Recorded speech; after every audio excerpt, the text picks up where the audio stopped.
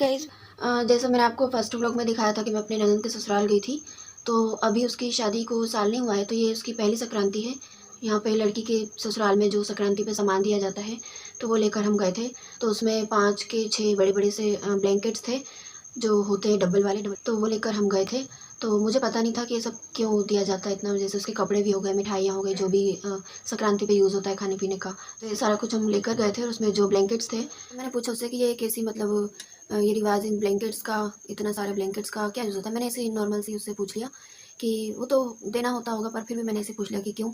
तो उसने बताया कि संक्रांति के दिन अपने ससुर ताऊ जो भी घर के बड़े जेंट्स होंगे, तो उनको बहू के हाथ से, जो नई बहू है उसके हाथ से, तो वो जो ब्लैंकेट्स हम लेके गए, तो वो उनको उस दिन उनके उनके ऊपर उड़ाती है, अपने ससुर ताऊ जो भी घर के या जेठ उन लोगों के ऊपर ऐसे उड़ाती होगी। तो उसने मुझे बताया कि इसलिए ये सब इस टाइम पे दिया जाता है। जो मेरी जेठानी, उनकी फैमिली से भी कोई आने वाला होगा, उसके यहाँ से भी ये सब सामान आएगा, जैसे ब्लैंकेट्स और कपड़े वगैरह जो भी जो हम यहाँ से लेके गए थे, तो वही सब उनके यहाँ से भी आएगा।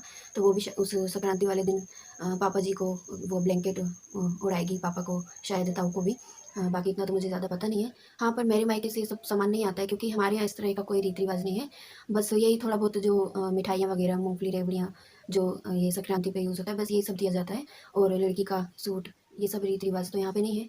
और प्रॉब्लम ये है कि मेरा मायका भी काफ़ी दूर है यहाँ से, तो वहाँ से वो ये सब जो छोटा-मोटा सामान होता है, जो देना ज़रूरी होता है, वो भी वो लोग नहीं भेज पाते, और मैंने भी मना किया हुआ है कि इतना परेशान मत हो। और यहाँ से मेरे ससुराल से भी किसी ने, मेरे सासू ने भी ऐसा कुछ नहीं कहा कि वहाँ से भी ये सब आना चाहिए, या तुम्हारे यहाँ से भी मम्मी को बोलना है ये सब भेजे, जो भी होता होगा जैसे रीत के हिसाब से या त्योहार के हिसाब से। तो उन्होंने भी मुझे कभी ऐसा कुछ नहीं कहा, तो इसलिए मेरे यहाँ से भी ऐसा कुछ नहीं आता है। मैंने भी मम्मी को मना किया हुआ है कि परेशान नहीं होना है। और मैं बस इस बात पर यही सोचती हूँ और कहना चाहती हूँ, कुछ मुझे समझ नहीं आता है कि कैसी रीत है। या तो बहू ससुर के सामने, जेठ के सामने, ताऊ के सामने बिल्कुल घूंघट में रहती है गर्दन तक। ये अपना ये हिस्सा भी नहीं दिखना चाहिए, इतना लंबा घूंघट होता है। ये भी नहीं होता कि बस आंखों तक पर्दा कर लिया। ये आ जाती है रीत कि ससुर के, वो बहू के हाथ से ये ब्लैंकेट्स वगैरह उड़ाना है, या उनको जो सामान देना होता है वो। तो ये मुझे समझ नहीं आया कि जब ससुर से या उन लोगों से दूर रहना है, उनसे पर्दा करना है। ये यहाँ पे ऐसा भी होता है कि जैसे अगर ससुर या जेठ या ताऊ जैसे जिस जगह पर बैठे हैं, तो बहू को उस जगह से निकलना भी अलाउड नहीं है। थोड़ा ऐसा भी यहाँ पे चलता है। अभी तो काफ़ी कुछ थोड़ा बहुत चेंज आ गया है, पर शुरुआत में, जैसे स्टार्टिंग में मैं भी आई थी, तो मुझे बताती थी मेरी सासू, जब बड़ी मम्मी है, चाहे मेरी नंदे, सबके यहाँ पे ऐसे-ऐसे होता है। अगर बाहर पापा जी बैठे हैं, तो ज़ोर से बात नहीं करनी है, हँसना नहीं है, आवाज़ नहीं आनी चाहिए, वो बहू की आवाज़ तक ना सुने, इतना स्लो बोलना है। और वो जहाँ बैठे, तो उधर से या तो गुज़रो, नहीं गुज़रो तो बिल्कुल ऐसे गुज़रो कि जैसे हम बड़े शर्मिंदा हो रहे हैं उनके सामने से निकलने में। अगर हमको कहीं किसी काम के लिए भी वहाँ से निकलना है, तो भी हमें सोचना पड़ता है। ऐसे बहुत सी प्रॉब्लम सी होती हैं, लेकिन ऐसे इन लोगों ने रूल बनाए रखे हैं गाँव में। तो यहाँ पे और भी गाँव होंगे आस-पास के हरियाणा में, तो सब जगह इसी टाइप के रूल हैं। कई फिर भी ना के बराबर कुछ घरों में है, जो ये सब इसे थोड़ा दूरी बनाते जा रहे हैं। जैसे धीरे-धीरे बहू को बाहर निकलने की इजाज़त है। किसी-किसी घर में, ना के बराबर किसी घर में ऐसा कुछ है। पर बाकी जो मेरी फैमिली है, जो मेरा ससुराल है और आस-पास जहाँ भी, यहाँ पे तो ये पूरे रूल जो कि त्यों फॉलो होते हैं। पर मुझे थोड़ा ये सब देखने में समझ नहीं आता कि ये सब क्यों? क्यों? कुछ समझ नहीं आता ये सब कि क्यों चल रहा है? क्यों ये लोग इतना आगे घसीटे जा रहे हैं? कभी मैं किसी भी बात पर, कोई भी अ, इस किसी भी टॉपिक पर, कभी मम्मी जी से कुछ बात करती हूँ, या मेरे हस्बैंड से बात करती हूँ, या कोई भी गाँव का कोई मुझे मिलता है, तो उसमें इस बारे में बात करती हूँ कि यहाँ पे ऐसा-ऐसा है। मतलब जनरेशन कितनी आगे जा रही है, कितना कुछ बदलाव आया है दुनिया में, और लड़कियाँ कहाँ से कहाँ तक पहुँच गई। बहुएँ या लड़कियों में कोई फ़र्क नहीं है, बेटा-बेटी में कोई फ़र्क नहीं है। पर यहाँ यही सब चलता आ रहा है, तो मेरी किसी से भी इस बारे में बात होती, तो सामने वाला यही कहता है कि धीरे-धीरे बदलाव आएगा, धीरे-धीरे हो जाएगा। काफ़ी जगह बहुत सा बदलाव आया है, पर यहाँ पे चलो कोई नहीं, पर धीरे-धीरे बदलाव आ जाएगा। तो मैं ये कहती हूँ कि बदलाव आ जाएगा, बोलने से कुछ नहीं होता। बदलाव आने के लिए बदलाव लाना पड़ेगा। किसी को कोशिश करनी पड़ेगी, किसी को आगे बढ़ना पड़ेगा, किसी को वो बदलाव लाने के लिए शुरुआत करनी पड़ेगी, तब बदलाव आएगा ना, ऐसे तो बदलाव नहीं आ जाएगा। तो बस कुछ समझ नहीं आता आगे क्या होगा, कैसे चलता रहेगा। और हर घर में जैसे एक ही तरह का एक ही तरह का रूल चलता है, तो बहुत सी प्रॉब्लम होती है। चाहे कुछ बहुएँ, चाहे कुछ लड़कियाँ भी कहती हूँ, इस बात को मानती होंगी कि नहीं, ये तो अच्छी बात है, करना चाहिए, ऐसा रहना चाहिए, सही है, ये रूल सही है, वो रूल सही है। पर मुझे लगता है कि नहीं, फिर भी काफ़ी लड़कियों के मन में ये बना रहता होगा कि क्यों ऐसे चेहरा छुपा के या डर-डर के रहना? क्यों लड़कियों की या बहुओं की ऐसी ज़िंदगी है? क्यों लड़की बहू की क्या, यहाँ पे हर महिला की एक लाइफ़ है। बस घर से बाहर जाती है। जब मैंने आपको बताया कि घर में हमारे भैंसें हैं, तो भैंसों के लिए जैसे चारा लाने के लिए खेत जाना पड़ता है। जैसे ये लोग अभी खेत गए हैं, तो खेत में भी जो लेडीज़ वगैरह खेत जाती हैं, जैसे मेरी सासू लोग भी जाती हैं, तो उनको भी वहाँ पे अगर आस-पास जेंट्स है, कोई कोई और खेत में कोई आदमी काम कर रहा है, चाहे वो दूर भी खड़ा हो, चाहे वो अपने काम में बिज़ी हो, चाहे वो किसी महिला की तरफ देख भी नहीं रहा हो, लेकिन महिला को ये है कि उससे घूँघट करना ही करना पड़ेगा। चाहे वो कोस से दूर खड़ा हो, लेकिन नहीं, हमें काम करने के लिए घूँघट करके वहाँ पे काम करना पड़ेगा, अपने आप को परेशान करना पड़ेगा। चाहे सामने वाले का हमारे पे ध्यान है या नहीं है। लेकिन ये सोच के घूँघट करना पड़ता है, अगर उस आदमी ने गलती से हमारी तरफ देख लिया, चाहे अब हम उसे दिखाई तो नहीं देंगे इतनी दूर से, पर गलती से देख लिया, तो ये तो उसको पता होगा कि हाँ, किसके घर की लेडीज़ है, किसकी बहू है। तो उसके मुँह से क्या निकलेगा? वो क्या सोचेगा कि अरे इस बहू ने, यहाँ पे लेडीज़ को लुगाई बोलते हैं, तो वो सामने वाला कहेगा, अरे इस लुगाई ने तो घूँघट नहीं किया, इसको तो शर्म नहीं है, ये सब। और जैसे घर में भी अभी भैंसों का जैसे यहाँ पे काम है, तो सुबह-शाम अब इतनी भैंसें होती हैं, तो घर में बहुत उसका गंदगी तो हो ही जाती है। अब जैसे उसका गोबर होता है और जो गंदगी मचाती है, तो वो सारा सुबह-शाम साफ़ करना पड़ता है। वो गोबर लेके दूसरी जगह पर फेंकने के लिए ले जाना पड़ता है। तो वो भी जब वो लेके जाती है, तो उसमें भी सुबह-सुबह जाते हैं अंधेरे में, उस तब भी इतना यहाँ तक ओला करके लेकर जाते हैं कि अगर गली में रास्ते में किसी ने देख लिया, अगर रास्ते में कोई भी आदमी नहीं, लेकिन अगर किसी ने अपने घर के अंदर से भी ज़रा-सा देख लिया, तो वो ये यूँ ना कह दे कि अरे उसकी बहू ने तो घूँघट नहीं किया, वो तो ऐसे खुले मुँह घूम रही थी। तो बस यही यहाँ पे चलता है। अब इतना बड़ा जो तासला होता है, वो उसमें गोबर डाल के सिर पर रख के लेकर जाती हैं और इतना घूँघट करके जाती हैं। अब वो मौसम चाहे बारिश का हो, चाहे कहीं कीचड़ हो, चाहे कुछ भी, लेकिन उन लेडीज़ को वैसे ही चलना है, घूँघट करके ही चलना है। बस उनको ये रहता है कि कोई आदमी हमारा मुँह ना देख ले, किसी को ये पता ना चल जाए कि गली में बिना घूँघट के निकल गई या ऐसे निकल गई। और उसी टाइम पे जब सबको पता है यहाँ पे गाँव में कि उसको जैसे घूँघट में पर्दे में रहना है, बहुओं को पर्दे में रहना है, तो जब सुबह शाम वो ये वाले काम करती है, तो उसके बावजूद भी पूरी गली में जितने भी आदमी रहते हैं, मतलब यहाँ पे जैसे सबका खेतों का काम है, तो अपने खेत संभालना या किसी का कोई बिज़नेस होगा, तो इस हिसाब से सबके ऐसे काम है।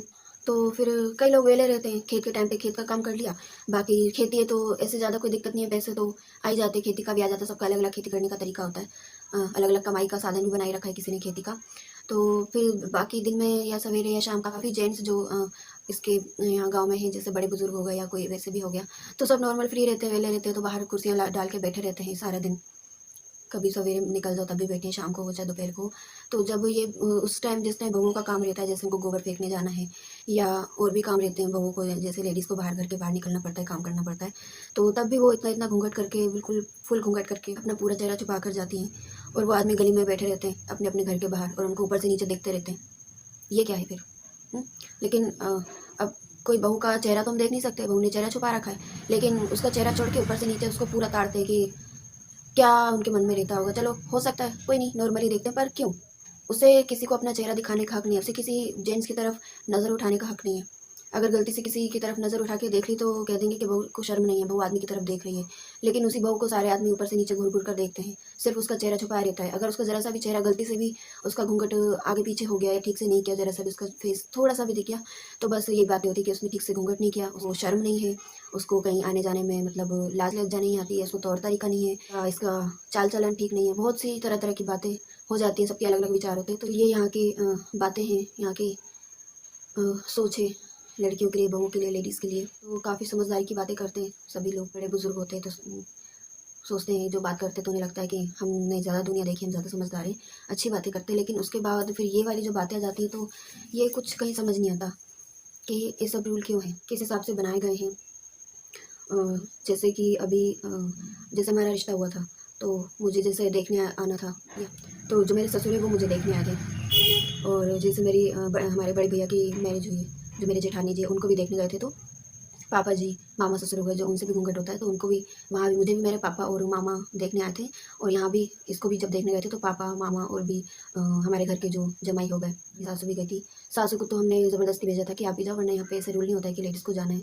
ज़्यादातर तो आदमी लोग ही बहू को, मतलब होने वाली बहू को देखने जाते हैं, जब रिश्ता करने के लिए जाते हैं, और उसको सामने बिठाते हैं, उससे बात भी करते हैं। सारा कुछ पूछताछ जो होता है वो आदमी करता है। ससुर जो बनने वाला है वही बहू से सारी बातें करता है। लेकिन बस उसको, उस बहू के घर के आने के बाद, वो घर में कदम रखिए, जैसे रिश्ता पक्का हो गया, उसकी शादी हुई, वो घर में कदम रखिए, उसके बाद वो ससुर और बहू के बीच में ऐसा नाता हो जाता है कि बस ससुर उससे बोल नहीं सकता, बहू भी पापा करके उससे बोल नहीं सकती, बात नहीं कर सकती, नॉर्मली भी बात नहीं कर सकती, और उनसे बिल्कुल मुँह छुपाना रहता है। ज़रा से भी वो दिख जाएँगे, या आहट सी हो जाए, या घर में आते हुए वो खाँस देते हैं, तो आहट सी हो जाती है, पता चल जाता है कि हाँ, वो आ रहे हैं, या वो आने से पहले अपनी दस्तक दे देते हैं कि मैं आ रहा हूँ। तो अगर अंदर बहू बैठी है, या वो किस पोज़ीशन में बैठी है, तो अपने आप को सँभाल ले और चेहरा छुपा ले। तो ऐसे से यहाँ पे बनाया हुआ है। तो सो गाइस, बस दिल किया कि आपसे कुछ यहाँ की बातें शेयर करूँ। जैसे कि मैंने आपको बताया था कि जो मैं ब्लॉग बनाने जा रही हूँ, तो मैं आपको यहाँ के रीति-रिवाज़ और जहाँ जो यहाँ के जो सोच है, जो चल रहा है, किस हिसाब से ये लोग कितनी पीछे हैं और कौन-कौन सी रीत को ऐसे चलाते आ रहे हैं, इतना लंबा घसीटते आ रहे हैं। तो मैं आपको ये सब बताना चाहती थी, शेयर करना चाहती थी। और भी बहुत सी बातें हैं, मैं आपको धीरे-धीरे आगे के व्लॉग्स में शेयर करूँगी आपके साथ। आपकी इन बातों पर क्या राय है? आप क्या सोचते हैं कि ये सब चल रहा है, तो ये किस हिसाब से, किस हद तक ठीक है? चलो ठीक भी है तो पर क्यों? इसके इन सवालों के कोई जवाब अगर आपके पास है तो आप प्लीज़ मेरे साथ कमेंट बॉक्स में जवाब दीजिए। और आपको मेरा ब्लॉग ये वीडियो पसंद आई हो तो प्लीज़ आप इसे आगे शेयर कीजिए और आगे मेरे साथ जुड़े रहिए। मेरे चैनल को सब्सक्राइब भी ज़रूर कीजिए। आगे और भी मैं बहुत सी बातें शेयर करूँगी और आपको अपना यहाँ का जो कुछ भी जितना भी है पूरी कोशिश करूँगी आपको दिखाने की। और बाकी बना तो रही हूँ, ब्लॉग बना तो रही हूँ, मेरे हस्बैंड की तरफ से तो कोई मनाही नहीं है। मैंने कल भी उनसे पूछा था कि मैं ये सब बातें अगर व्लॉग में ऐसी-ऐसी बातें अगर शेयर करना चाहूँ तो कोई बात या कोई प्रॉब्लम हो, तो उन्होंने कहा नहीं कोई प्रॉब्लम नहीं है, तो सच्चाई है। और वैसे भी ये सब तो यहाँ आस-पास तो सबको पता ही है कि यहाँ पे इस गाँव में ऐसे रीति-रिवाज़ चलते हैं या बहुओं को, लड़कियों को किस हिसाब से देखा जाता है, क्या सोच रखी जाती है उनके लिए, किसके मन में क्या है, जो यहाँ तो सबको पता है। पर फिर वो कह रहे थे कोई नहीं, आगे भी दुनिया में भी अगर सबको पता चलेगा तो कोई बात नहीं, अच्छी बात है। तो पता चलना चाहिए लोगों को कि अभी भी ऐसे-ऐसे लोग ऐसे-ऐसे सोच लेके बैठे हैं, ऐसे-ऐसे गाँव हैं, जहाँ पे इतनी पुरानी सी बातें, इतनी पुरानी तरह के रीति-रिवाज़ अभी भी घसीटे जा रहे हैं। तो लोगों को ये सब पता होना चाहिए। तो इसलिए इन्होंने मुझे मना नहीं किया। इन्होंने कहा कि नहीं तुमको जो ठीक लगता है तुम करो, बस है ना ऐसा कुछ बोलना कि किसी को बुरा नहीं लगे। बस तो मुझे लगता है कि मैं जो बोल रही हूँ या जो बता रही हूँ तो उसमें किसी को बुरा नहीं लगना चाहिए। और बाकी ठीक है, जिसकी सबकी अपनी-अपनी सोच है, जिसको जिस हिसाब से मेरी बातों को ले जाना है वो उनकी मर्ज़ी। बस मैं तो शेयर करना चाहती थी, बस बताना चाहती थी, क्या कुछ है जो अभी भी हमारे इंडिया में अभी भी कितना कुछ है जो बदला नहीं है। बस यही सब सोचकर मैंने आपके साथ ये बातें शेयर की। तो आपको मेरी बात कैसी लगी, वीडियो कैसी लगी, आप प्लीज़ कमेंट बॉक्स में ज़रूर बताइएगा। और आगे से और वीडियोज़ देखने के लिए प्लीज़ चैनल को सब्सक्राइब ज़रूर कीजिएगा। बहुत अच्छा लग रहा है आपसे बातें करके। तो ठीक है गाइज़, तो मैं नेक्स्ट व्लॉग जल्दी लेकर आऊँगी। तब तक के लिए धन्यवाद। Bye bye, thank you.